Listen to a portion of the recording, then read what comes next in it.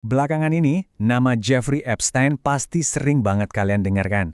Tiba-tiba aja namanya muncul lagi di mana-mana, bareng sama daftar panjang nama-nama paling top di dunia.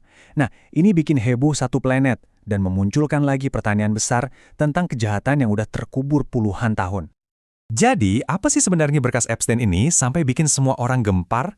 Ini bukan sekedar kasus kriminal biasa, teman-teman. Ini tuh cerita soal kekuasaan, manipulasi, dan jaringan rahasia yang katanya melibatkan orang-orang super penting. Sekarang, ribuan halaman dokumen pengadilan akhirnya dibuka buat umum. Yuk, kita bongkar bareng-bareng apa aja yang kita tahu sejauh ini. Nah, ini dia nama-namanya yang bikin heboh. Mantan Presiden Amerika, anggota keluarga kerajaan Inggris, sampai sang Raja Pop. Jelas aja semua orang langsung bertanya-tanya, tunggu dulu, apa hubungan mereka sama Jeffrey Epstein? Mereka terlibat? Gitu.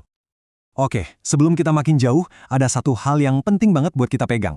Cuma karena ada nama seseorang di dokumen ini, itu bukan berarti dia otomatis pelaku kejahatan. Banyak dari nama-nama ini muncul dalam berbagai konteks. Bisa jadi ada di catatan penerbangan, buku alamat, atau disebut saksi yang bilang pernah ketemu Epstein.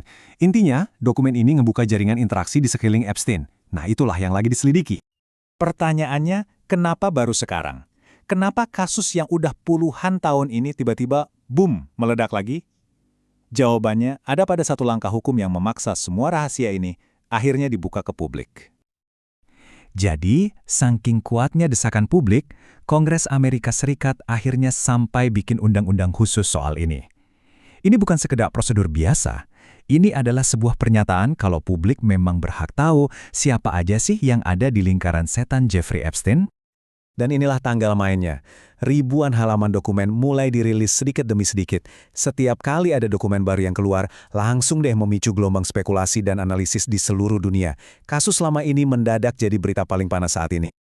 Tapi, untuk benar-benar ngerti kenapa dokumen-dokumen ini sepenting itu, kita nggak bisa cuma lihat yang terjadi sekarang. Kita harus mundur, jauh ke belakang, ke awal mula gimana jejaring kelam ini dibangun, dan kok bisa-bisanya dia bertahan begitu lama tanpa kesentuh. Ini bukan skandal yang baru kemarin sore loh, coba lihat lini masa ini.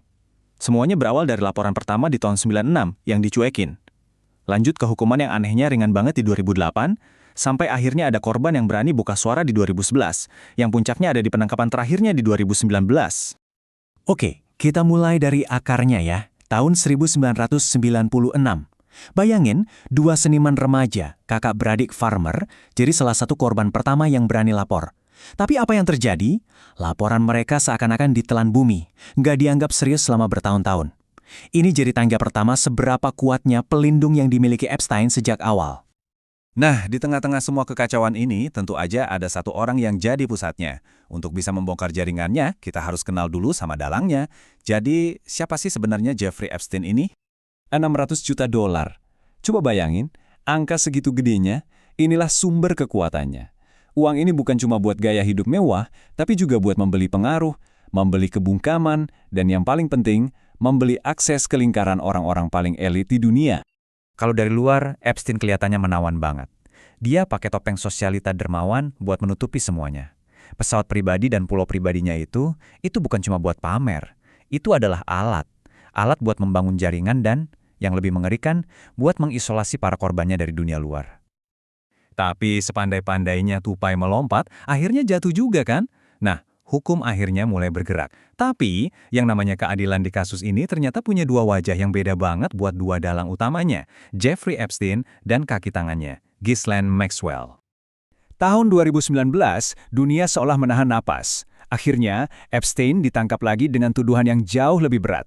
Semua orang mikir, nah ini dia, akhirnya kebenaran bakal kebuka semua di pengadilan. Tapi, pengadilan yang ditunggu-tunggu itu ternyata nggak pernah terjadi.